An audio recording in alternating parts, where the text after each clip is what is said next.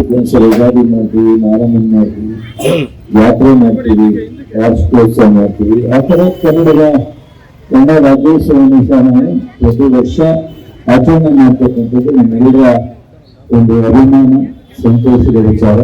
ಹಾಗಾಗಿ ಈ ಒಂದು ಶ್ರೀನಗರ ನನಗೆ 94ರಿಂದ ಬಹುಶಃ ಪ್ರಪ್ರಥಮವಾಗಿ ನಾನು ಶಾಸಕರಾಗಿ ನೇಮಕವಾಗಿದ್ದ ಮುಂಚಿತವಾಗಿ ಇಲ್ಲಿಂದನೇ ಪ್ರಾರಂಭ ಆಗುತ್ತೆ.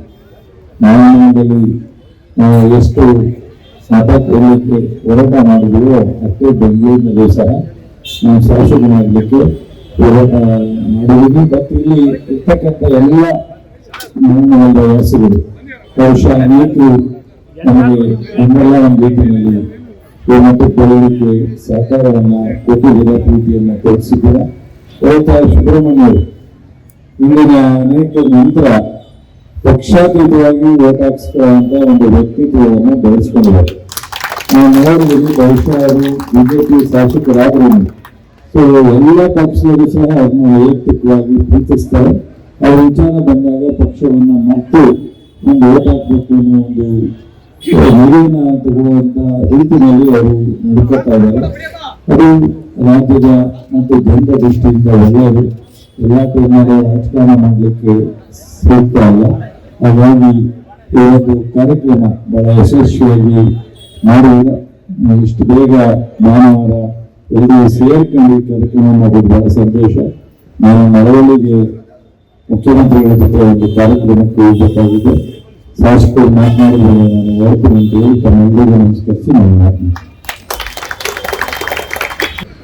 ನಮ್ಮೆಲ್ಲರ ಆತ್ಮೀಯರು ಕರ್ನಾಟಕ ಸರ್ಕಾರದಲ್ಲಿ ಕೃಷಿ ಸಚಿವರಾಗಿ ರೈತರ ಬಗ್ಗೆ ವಿಶೇಷವಾದಂತಹ ಕಾಳಜಿಯನ್ನು ಹೊಂದಿ ರಾಜ್ಯದ ಮೂಲೆ ಮೂಲೆಯಲ್ಲಿ ರೈತರ ಸಂಕಷ್ಟಗಳಿಗೆ ಸ್ಪಂದಿಸ್ತಾ ಬಂದಿರತಕ್ಕಂಥ ಆತ್ಮೀಯರಾದಂತಹ ಚಲುವರಾಯಸ್ವಾಮಿ ಅವರೇ, ಕುಮಾರಗೌಡರೇ, ವೆಂಕಟೇಶ್ ಅವರೇ, ಕುಮಾರವರೇ, ಮತ್ತೊಬ್ಬರು ವೆಂಕಟೇಶ್ ಅವರೇ, ಶಿವನಂಜಪ್ಪನವರೇ, ಇನ್ನೊಬ್ಬರು ವೆಂಕಟೇಶ್ ಅವರೇ, ನಮ್ಮ ವಿಶ್ರಾಂತ ನ್ಯಾಯಮೂರ್ತಿಗಳೇ, ಎಲ್ಲ ವೇದಿಕೆ ಮೇಲಿರ್ತಕ್ಕಂತಹ ಗಣ್ಯರೇ, ನಡೆದಿರ್ತಕ್ಕಂತಹ ಆತ್ಮೀಯ ಬಂಧು ಭಗಿನಿಯರೇ, ಈಗಾಗಲೇ ಮಾನ್ಯ ಸಚಿವರು ಹಿತರಕ್ಷಣಾ ವೇದಿಕೆಯ ಉದ್ಘಾಟನೆಯನ್ನು ಮಾಡಿದ್ದಾರೆ.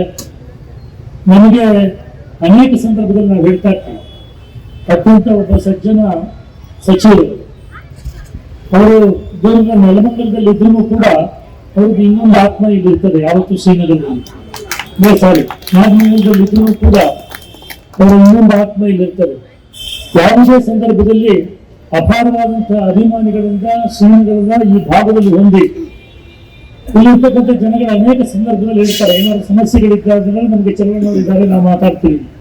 ಅಂತಹ ಒಂದು ಬಾಂಧವ್ಯವನ್ನು ಹೊಂದಿಕೊಂಡು ಹಿಂದಿನಿಂದಲೂ ಇಲ್ಲಿರ್ತಕ್ಕಂಥ ಜನಗಳ ಬಗ್ಗೆ ಒಂದು ವಿಶೇಷವಾದ ಕಾಳಜಿ, ಅಕ್ಕರೆಯನ್ನು ಹೊಂದಿದ್ದಾರೆ.